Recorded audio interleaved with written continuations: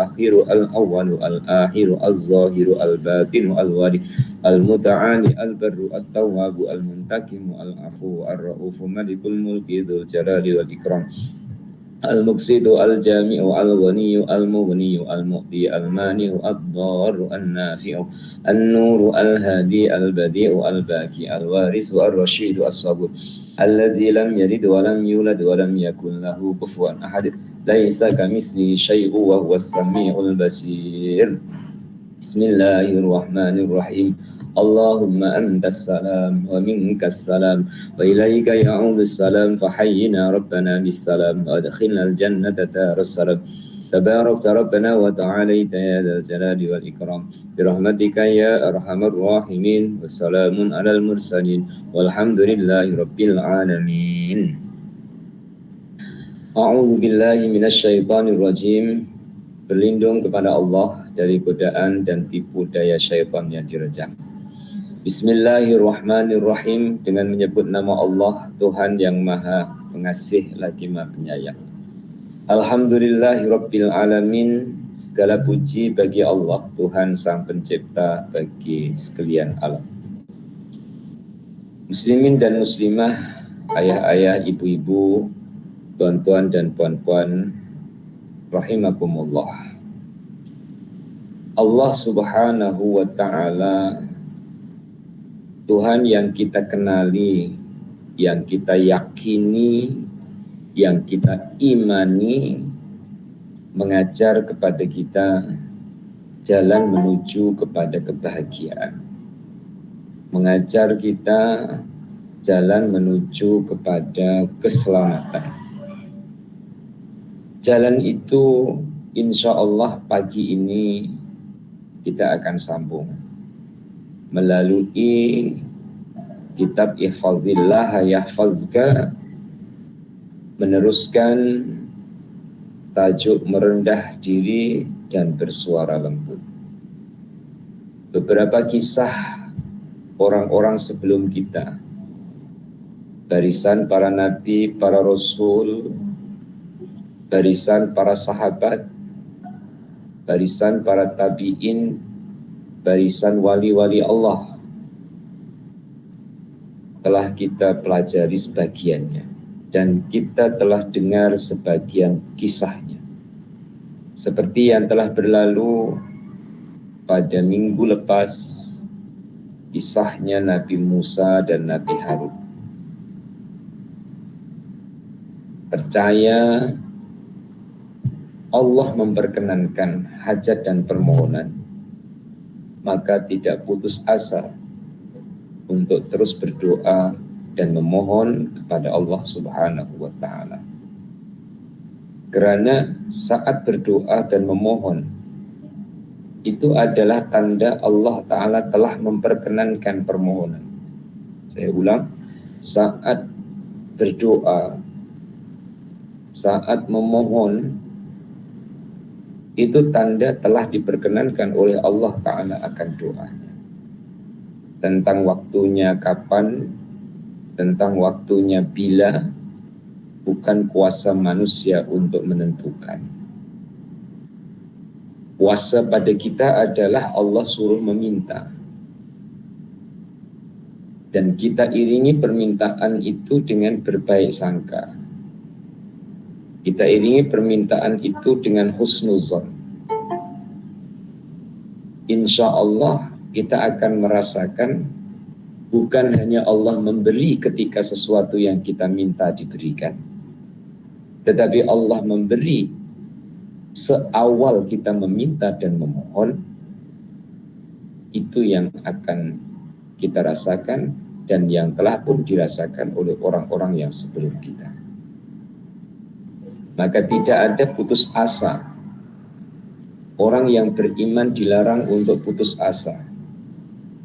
Orang yang beriman harus optimis dan percaya bahwa Allah Subhanahu wa ta'ala itu kaya, bahwa Allah Ta'ala itu kasih dan penyayang kepada hambanya.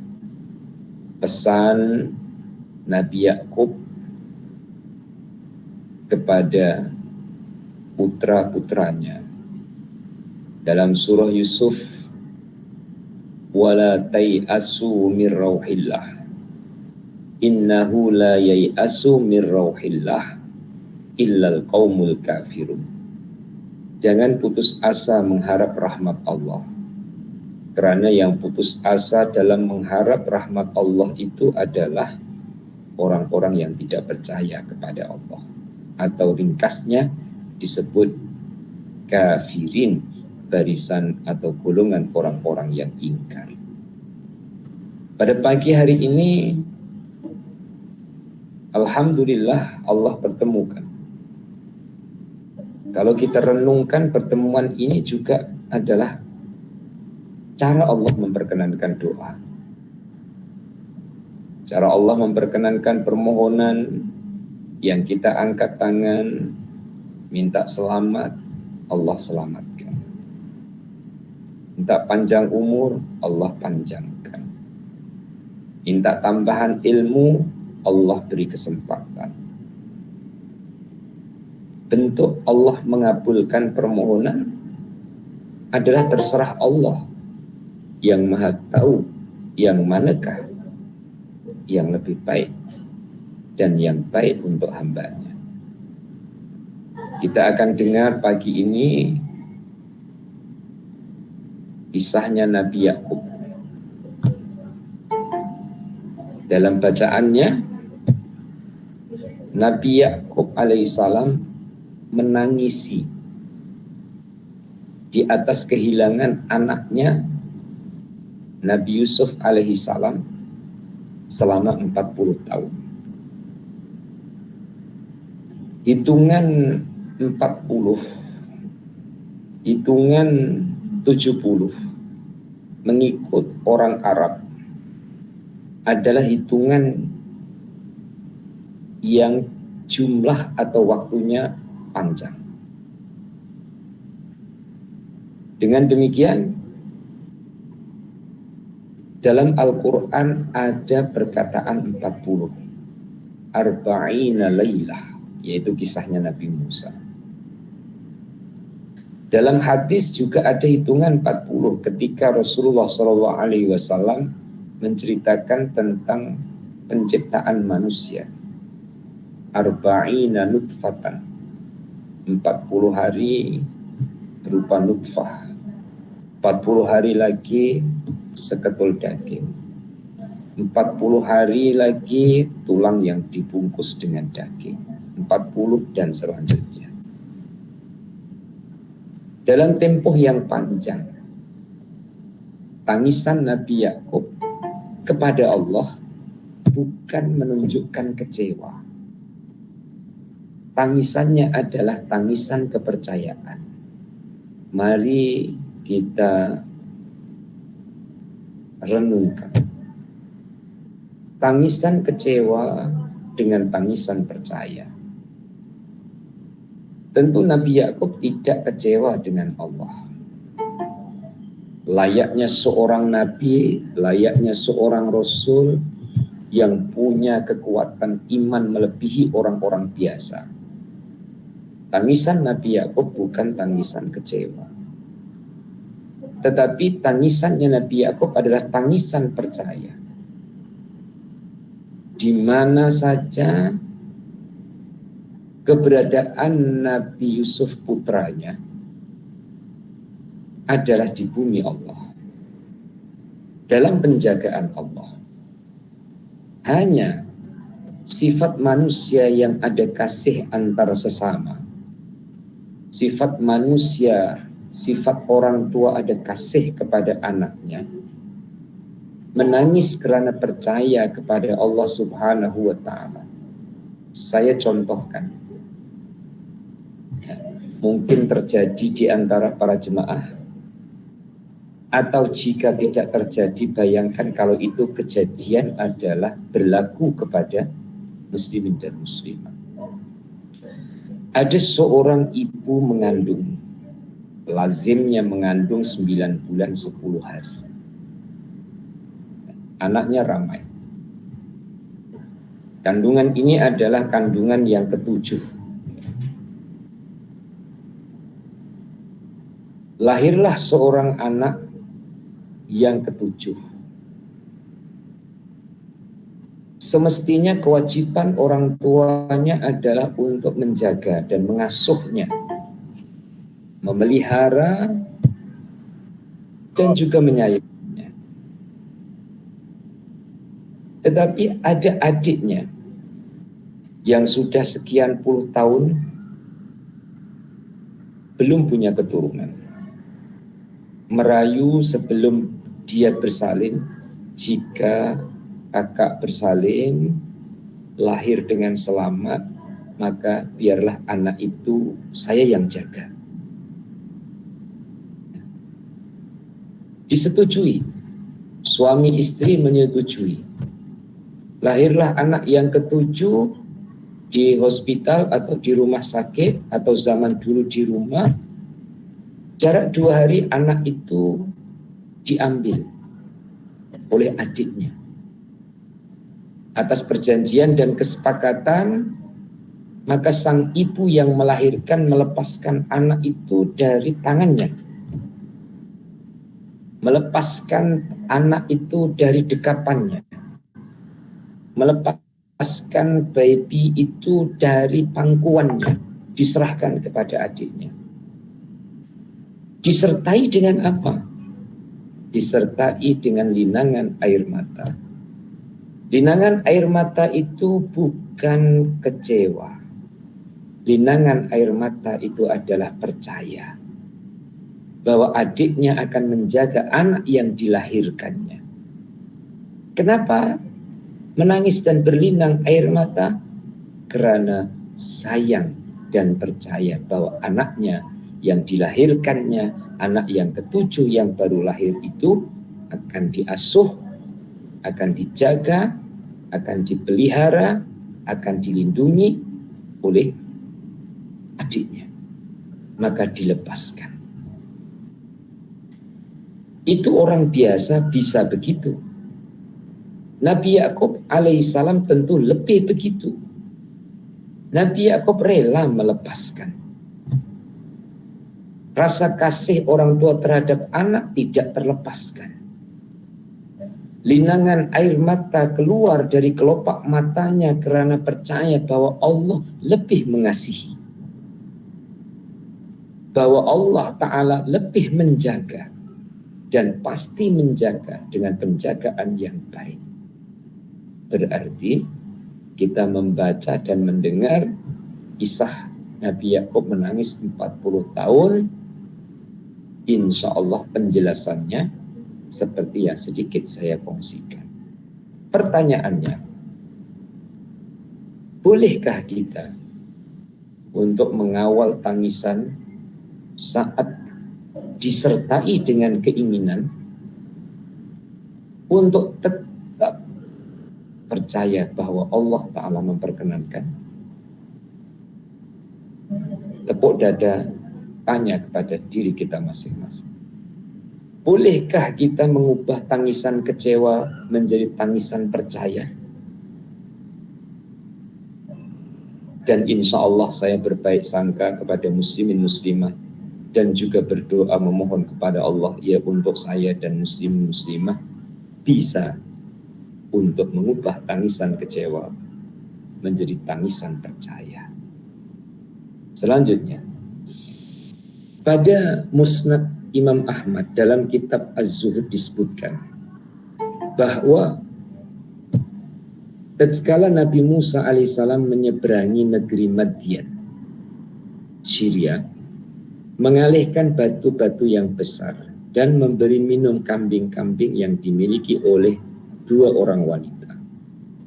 Dia berpaling menuju tempat berteduh, kemudian dia menangis karena dia adalah seorang yang fakir, yang terusir, seorang miskin yang sakit dan lapar.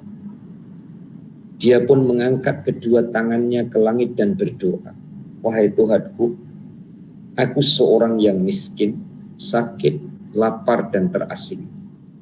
Maka Allah Subhanahu wa ta'ala menurunkan wahyu kepadanya, wahai Musa, orang yang lapar adalah orang yang tidak aku beri makan. Orang yang terasing adalah orang yang tidak aku hiburkan. Orang yang sakit adalah orang yang tidak aku obati. Dan orang yang miskin adalah orang yang tidak aku kayakan. Muslimin dan muslimah rahimakumullah. Ceritanya berhenti seperti itu.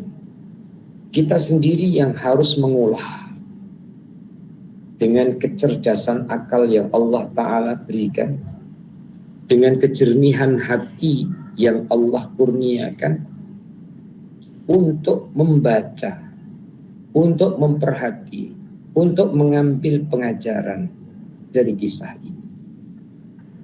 Kisah ini abadi di dalam Al-Quran. Di dalam surah Al-Qasas Allah menceritakan perjalanan Nabi Musa meninggalkan Mesir menuju kepada Madian. Salah satu atau sebagian dari perjalanan kelana Nabi Musa sebelum Nabi Musa berkeluarga. Allah Subhanahu wa Ta'ala mengajar arti kehidupan. Bertemu dengan susah dan senang, bertemu dengan kaya dan miskin, bertemu dengan sehat dan sakit. Pertemuan itu memang berubah. Tetapi dalam pertemuan yang berubah, tidak goyah, tidak goncang, tidak berubah keyakinan dan juga ketuhanan. Dalam kaya, Allah Tuhanku. Dalam miskin, Allah Tuhanku. Dalam senang, Allah Tuhanku. Dalam susah, Allah Tuhanku. Dalam suka, dalam duka, tetap Allah Tuhanku. Dan itulah tauhid kita. La ilaha illallah. Tidak ada Tuhan melainkan hanya Allah. Dalam perjalanannya Nabi Musa pernah mengalami seperti itu. Bahkan dalam keadaannya itu menghadap kepada Allah dan dihadapkan kepada Allah.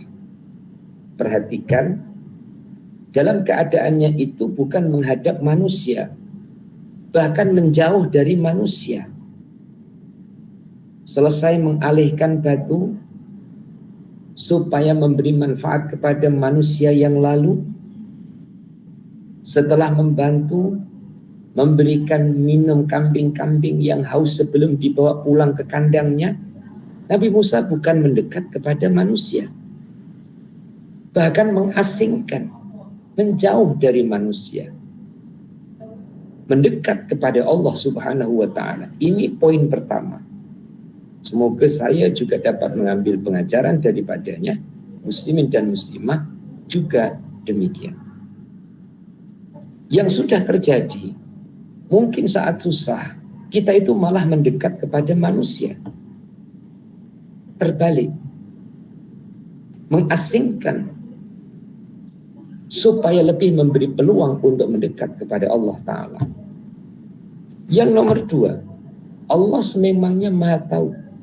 Tapi Allah Ta'ala suka jika ada hamba memberitahu. Saya ulang. Allah sememangnya Maha Tahu. Tapi Allah suka jika hamba memberitahu. Karena hamba yang memberitahu berarti hamba mengakui kelemahan dirinya. Berarti hamba mengakui kehinaannya. Berarti hamba mengakui kekurangannya. Hamba yang mengakui kehinaan dan kekurangan di hadapan Allah, Allah Ta'ala suka. Maka dalam kisahnya Nabi Musa mengadu. Ya. Itu bukan Nabi Musa tak percaya Allah tahu. Tidak. Nabi Musa tetap percaya Allah Ta'ala tahu keadaannya. Yang sedang lapar, yang miskin, yang terasing, yang terusir. Allah tahu.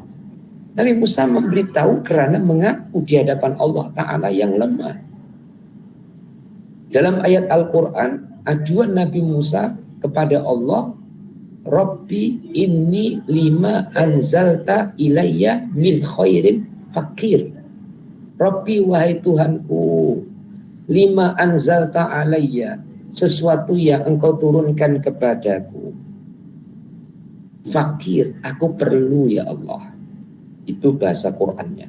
Dan diterjemah dalam bahasa yang memahamkan untuk lapisan orang-orang awam, diterjemah atau diperluas dengan pengakuan aku miskin, aku sakit, aku seorang yang lapar, aku seorang yang terasing.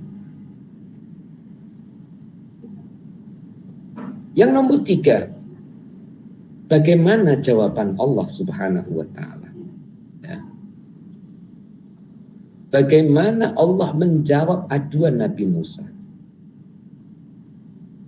Sebagai standarisasi ukuran untuk kita menjadikan kisah ini sebagai teladan. Jawaban Allah, orang yang tidak aku beri makan, orang yang lapar adalah orang yang tidak aku beri makan. Orang yang terasing adalah orang yang tidak aku hiburkan. Orang yang sakit adalah orang yang tidak aku obati. Orang yang miskin adalah orang yang tidak aku kayakan. Jawaban Allah Ta'ala, minta maaf pinjam bahasa manusia, berdiplomasi dengan Nabi Musa. Mengasah akal, mencerdaskan otak. Orang yang lapar adalah orang yang tidak aku beri makan. Berarti kamu lapar ingin makan, ya aku yang memberi makan. Orang yang terasing adalah orang yang tidak aku hibur. Berarti kalau ada orang terasing dan ingin terhibur, aku yang menghibur. Orang yang sakit adalah orang yang tidak aku obati. Berarti kalau ada orang yang sakit ingin sembuh, aku yang obati. Orang yang miskin adalah orang yang tidak aku kayakan. Berarti kalau ada orang miskin ingin kaya, aku yang mengkayakan. Diplomasinya, mahalus syahidnya adalah Allah segalanya. Berarti benarlah yang dilakukan oleh Nabi Musa, mengasingkan diri dari manusia untuk mendekat kepada Allah, karena Allah adalah segala-galanya. Dan ini semoga menjadi sugesti dan motivasi kepada saya dan kepada muslimin muslimah sekalian. Ketika harus mengasingkan diri walaupun bukan sendirian saat lockdown atau saat pandemi, peluang dari Allah Ta'ala untuk membuat pelatihan terhadap diri kita masing-masing. Sebenarnya kita ini juga sendiri. Saya dalam satu ruangan ini ya juga sendiri. Tapi perasaan saya tetap bersama dengan muslimin dan muslimah. Walaupun berjauhan. Berarti tidak mustahil dalam keseorangan itu terhibur bersama Allah. Dalam keseorangan itu tercukupi bersama Allah. Dalam keseorangan itu tenang bersama dengan Allah. Karena itu adalah bahasa hati dan yang dirasakan oleh hati. Dalam screen saya ini ya, ada 50 lebih muka. Ya. Ada yang nampak muka, ada yang tak nampak muka. Tahniah yang nampak muka. Ya. Jadi saya pun mendukung kalau nampak muka. Ya, ni ada Aja Mazna nampak, Haji Misro nampak, Aja Zaleha nampak, Aja Jamaliah nampak, Aja Jamaliah Jamaluddin juga nampak. Ni Datin Deli Zarina juga nampak, Haji Umar nampak, Aja Nurina Jailani nampak. Ya. Bagi yang nampak-nampak ini, ya, saya ucapkan tahniah. Artinya memberi penyemangat, semangat untuk diri sendiri dan semangat juga untuk kita, untuk saya. Begitulah juga kalau kita nampak kuasa-kuasa Allah. Nampak bukan dengan mata. Mata kita memang nampak ada pisang, ada mangga, ada pokok, ada buah. Ya. Tapi mata hati kita, semakin kita nampak kuasa Allah Ta'ala, semakin semangat kita hidup.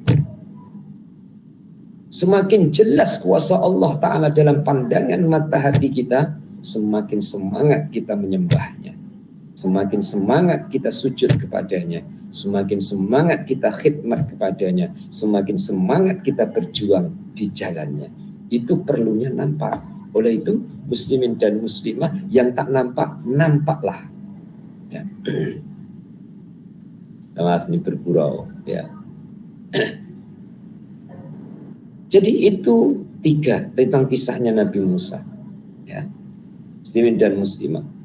Selanjutnya, apabila hal ini sudah difahami, sesungguhnya Allah Subhanahu wa Ta'ala telah meminta kita untuk senantiasa berdoa kepadanya.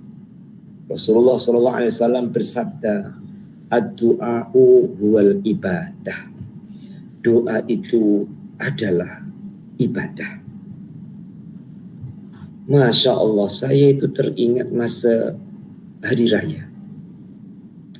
Masa hari raya itu kerjanya hanya doa aja. Online-nya cuti, hadlaqah tilawah Al-Quran cuti, pengajian cuti selama lebih kurang seminggu. Setiap kali ada tamu, ya, tamu pada saat hari raya, salam bagi yang lelaki dan yang muhrim, mengucapkan selamat hari raya, mohon maaf zahir dan batin, mohon doa dan restunya. Doakan satu. Jadi beratur. Pelajar juga begitu. Dengan mak ayahnya datang. Satu. Yang sudah didoakan berada di tempat jamuan, menjamu ya, kue, juadah yang ada. Yang berdoa, terus berdoa satu.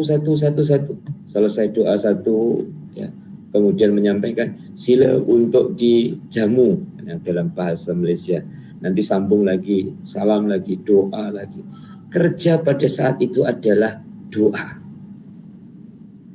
Penyemangatnya ketemu dengan hadis ini. Ad-doa wal ibadah. Doa itu ibadah. Berarti pada saat itu, saat kita berdoa atau mendoakan orang lain, catatan amalan buku kita adalah ibadah. Ya. Puan-puan hendak mempraktekkan hal ini, ya, pun boleh. Contohnya, menelpon kepada B, assalamualaikum, waalaikumsalam. Ya. Ada apa? Ya. Apa kabar? Kabar baik, alhamdulillah sehat. Ya. Ada urusan apa? Minta doakan saya, ya, umpama begitu, ataupun melalui tulisan. Doa adalah ibadah. Sebanyak mana doa akan jadi ibadah. Itu nomor 1. Yang nomor 2, ya, dalam memahami ad-doa wal ibadah, mengajar kepada kita supaya naik tingkatan. Bukan doa itu minta, tapi doa itu adalah ibadah. Ya. Sebab orang minta itu ada 2 kemungkinan suasana hatinya. Ini dengan manusia, ya, dengan manusia. Nanti baru dengan Allah. Nomor 1, doa atau minta yang hubungan dengan manusia. Nomor 1, kecewa. Jika tidak dibagi, itu kecewa. Karena datangnya sebab minta. Coba kalau datangnya itu karena silaturahim, karena persaudaraan, karena persahabatan, bukan karena minta, tidak kecewa. Kemungkinan yang kedua dalam hubungan manusia meminta dengan manusia adalah suka ketika sesuatu yang dia minta diberikan. Itu pun kalau hatinya tidak tamak. Kalau hatinya tamak, takkan boleh suka. Ya. Diberi satu ingin dua. Sebenarnya saya tak nak yang itu, tapi dia bagi yang itu. Syukurnya tidak ada, terima kasihnya tidak ada, yang ada adalah kecewa. Maka Rasulullah SAW ajar, minta itu, doa itu jangan hanya minta. Karena kalau doa itu minta berarti menunjukkan sifat kerakusan kita dan sifat ego kita, keindividuan kita dan kepentingan kita.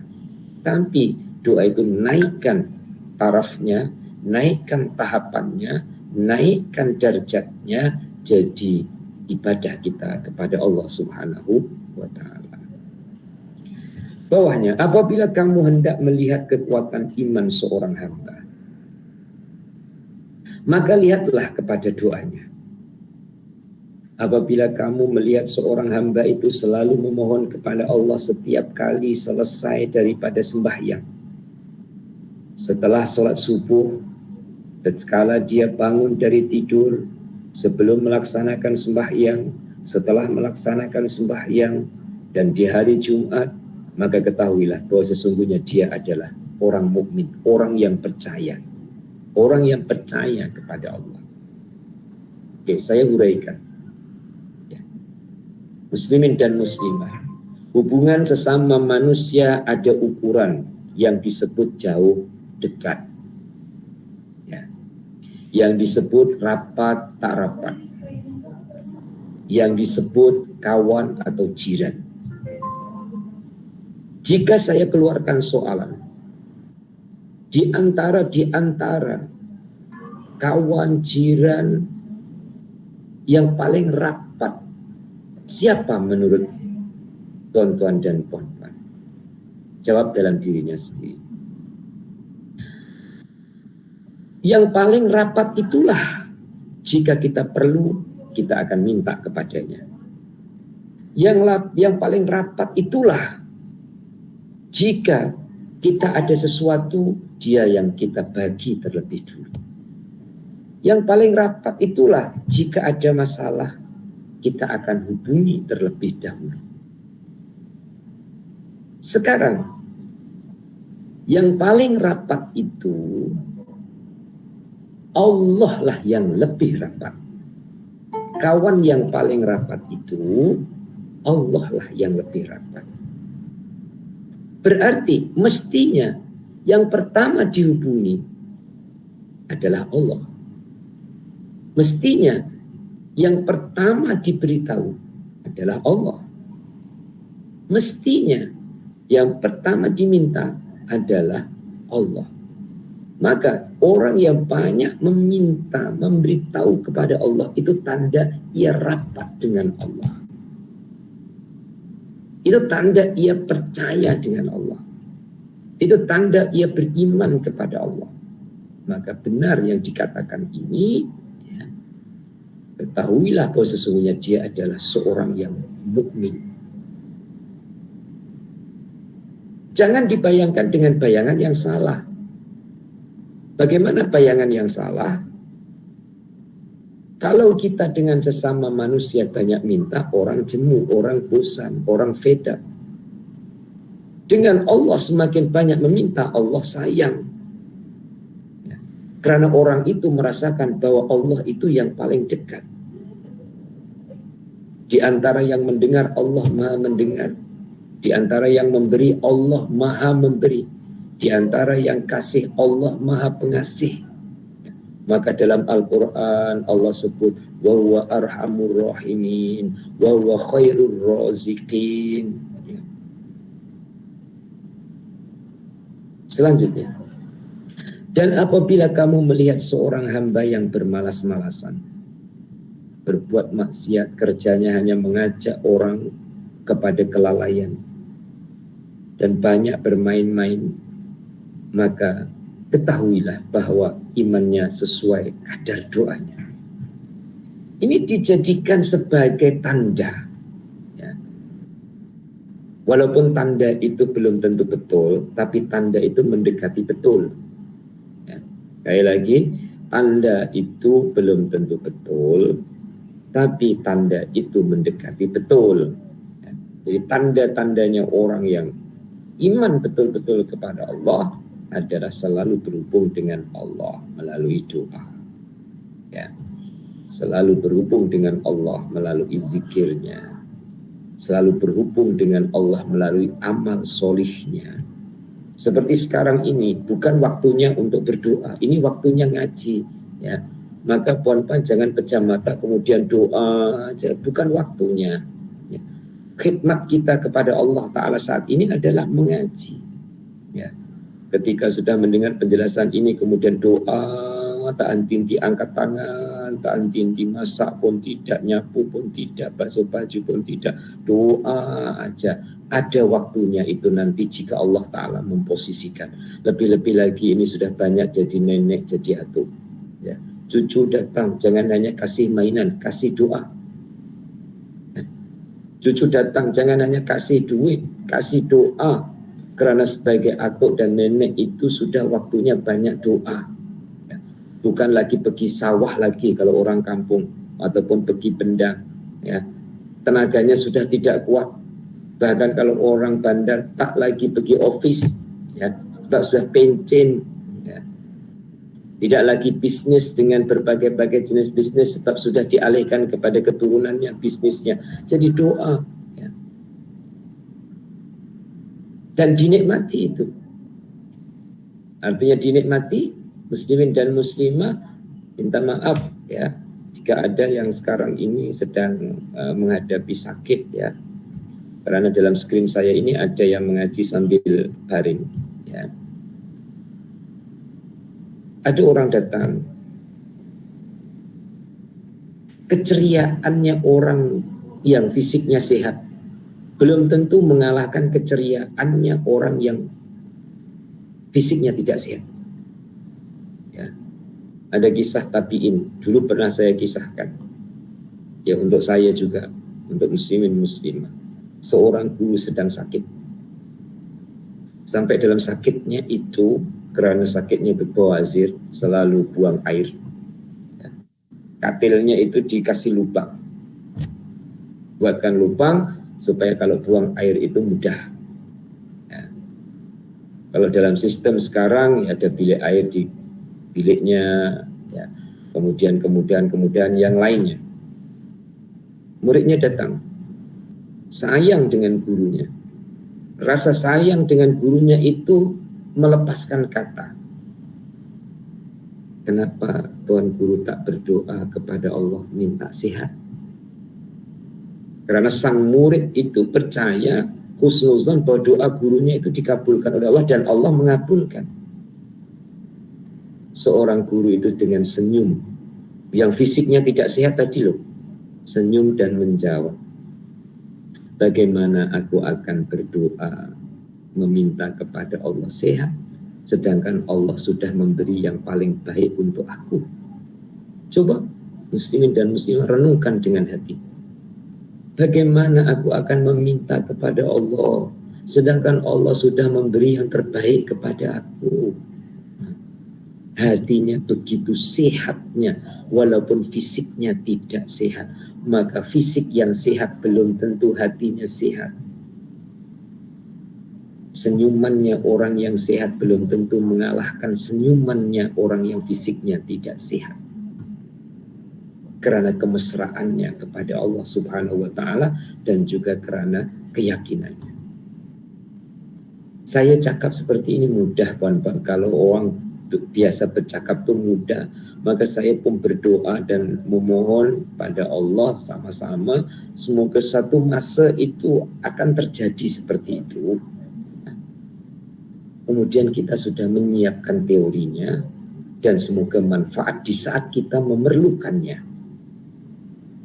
Di saat kita memerlukan ilmu yang untuk diamalkan. Tetap ceria pada hatinya, tetap optimis percaya dengan Allah. Maka orang yang datang, muslimin dan muslimah, bukan orang yang datang itu senyum dulu, kita yang senyum dulu.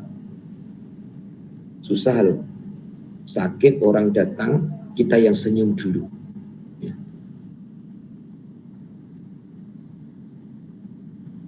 Kalau kita yang senyum dulu tentu akan membuat orang itu senyum. Tapi kalau orang itu senyum dulu belum tentu membuat kita senyum. Ya. Adakah puan-puan melawat orang sakit, kemudian puan-puan senyum aja? Melainkan yang dilawat itu senyum. Yang dilawat itu masam, puan-puan dari pintu sudah senyum, bukan hanya senyum, tertawa. Ya. Tentu tidak sepatutnya. Berarti adalah dari kitanya untuk mempersiapkan. Maka kadang-kadang ya minta maaf ya, karena umur saya dengan umur yang mengaji ini sebagiannya ada yang di atas saya yang sudah punya cucu. Sedang sakit cucunya datang, itu kadang-kadang malah dianggap menyusahkan. Mak tuh baru rehat, ya, jangan kacau. Coba kita sedikit bergeser. Ya, cucu datang, secara lahiriahnya memang melompat-lompat nih. Mak tuh kurang sehat, ya. Doakan ya. Yuk kita sama-sama doa. Menceriakan suasananya. Ada simbiosis mutualismenya antara atuknya dengan cucunya. Kadang atuknya doakan cucu. Nah, bila cucu doakan atuknya, takkan ketika sudah di bawah batu nisan. Jangan. Saat sekarang. Ya. Andaikan sakit gigi kah, ataupun sakit kepala, cucunya datang, alhamdulillah, wah datang, kamu datang, tengok nenek, doakan ya. Nah, apa jawaban cucu kita? Kalau belum memahami, maka sedikit kita mengajar kepadanya. Insya Allah, ya, itu sakit kepalanya, dia tetap sakit, tapi kurang rasanya. Sudah sedikit bergeser dengan kebahagiaan. Sudah sedikit bergeser dengan kepuasan. Sebenarnya muslimin muslimah mengalihkan perasaan itu bisa menyehatkan. Ya. Contoh ya, kita kadang untuk orang lain kita lakukan, tapi untuk diri sendiri kadang kita tidak atau belum melakukan. Kita dengan anak kita atau kita dengan cucu ya, sedang menangis, kadang kita alihkan perhatian, mengalihkan perhatian dari sesuatu yang menyebabkan dia menangis kepada sesuatu yang menyebabkan dia bisa senang, bisa tertawa. Itu hanya pengalihan perasaan aja. Andaikan makanan yang jatuh yang menyebabkan dia menangis, tetap makanan itu jatuh. Andaikan piring yang pecah yang menyebabkan dia menangis, piring tetap pecah, tapi dia boleh beralih menjadi senyum karena perhatiannya dialihkan. Ayo kita alihkan perhatian kita kepada sesuatu yang bisa membahagiakan. Dan lain tidak lain, kita alihkan perhatian itu kepada Allah Subhanahu wa Ta'ala. Selanjutnya, Allah berfirman, Ud'u rabbakum tadarru'aw wa khufyah, innahu la yuhibbul mu'tadin. Berdoalah kepada Tuhanmu dengan merendah diri dan suara yang lembut. Sungguhnya Allah tidak menyukai orang yang melampaui batas. Dan ayat itu adalah menjadi ayat pembuka dalam tema, dalam tajuk yang sedang kita pelajari. Dalam konteks berzikir, Allah Subhanahu wa Ta'ala berfirman, wazkur rabbaka fi nafsika tadarru'aw wa khifah. Wazkur, dan sebutlah atau ingatlah rabbaka Tuhanmu fi nafsika, dalam hatimu, tadarru'an, dengan merendah diri, wa khufyatan, dan rasa takut. Yang di atas surah Al-A'raf ayat 55, yang di bawah Al-A'raf juga ayat 205. Di ayat 205 ada penekanan fi nafsika, wazkur rabbaka fi nafsika. Muslimin dan muslimah, zikir lisan turun menjadi zikir hati dalam teori Al-Hikam. Ibnu Athaillah Al-Askandari rahimahullah ta'ala alaih mengajar, ya, teruskan zikir lisanmu walaupun masih lalai hatimu. Saya ulang, teruskan zikir lisanmu walaupun masih lalai hatimu. Karena zikir lisanmu yang akan membuka pintu hatimu. Karena zikir lisanmu yang akan membuka pintu hatimu. Bermakna diawali dari lisan dulu, dari zahir, dari lahiriah. Kita pengikut faham Ahlussunnah wal Jamaah yang mengamalkan zikir selepas sholat dengan suara agak kuat, ya. Astaghfirullahalazim alladzi la ilaha illa huwal hayyul qayyum wa atubu ilaihi 3 kali. La ilaha illallah wahdahu la syarika lah lahul mulku wa lahul hamdu yuhyi wa yumiitu wa ala kulli syai'in qadir. Seterusnya ada bunyi. Ya. Teruskan. Karena itu walaupun hatinya masih lalai, adalah lebih baik daripada tidak zikir sama sekali. Dan jika itu diteruskan akan mengetuk pintu hati kita. Proses berikutnya, tahap selanjutnya adalah hati sudah mulai terbuka.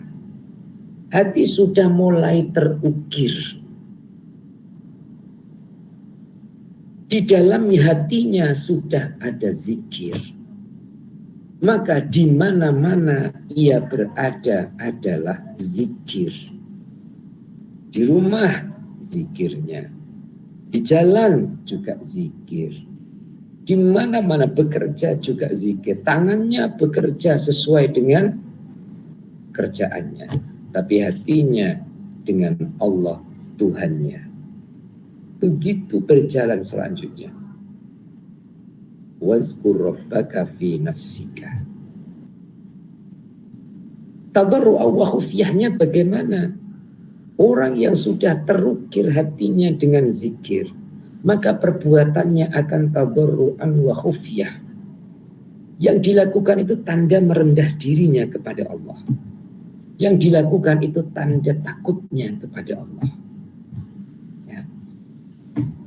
Saya ulang, yang dilakukan itu tanda merendah dirinya kepada Allah, dan yang dilakukan itu tanda rasa takutnya kepada Allah. Ada loh, melakukan kebaikan tetapi tidak merasakan tadarruan. Sekali lagi, melakukan kebaikan tetapi tidak merasa tadarruan. Yang dirasakan apa? Takabburon. Apa takabburon? Bangga, sombong, ujub, riya. Ya.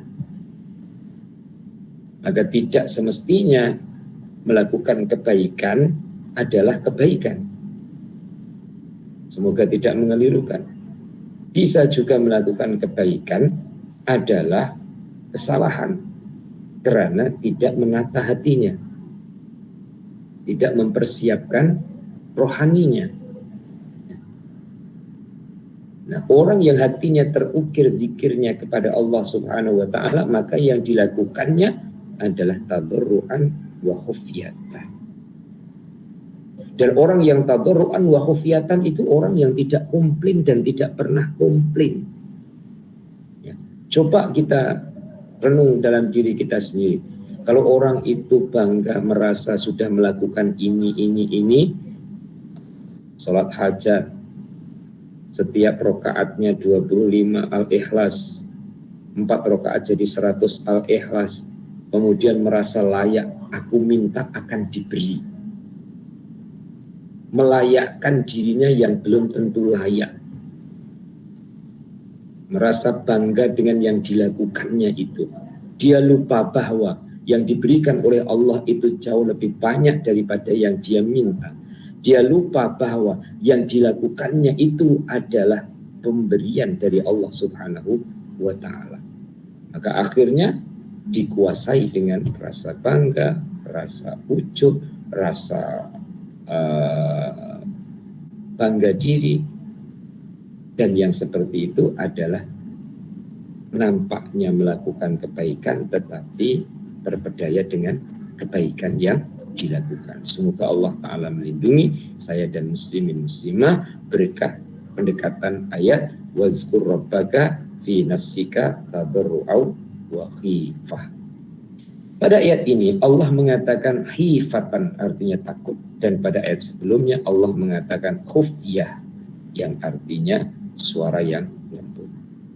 Seseorang yang berdoa dengan melembutkan suaranya karena beberapa faktor.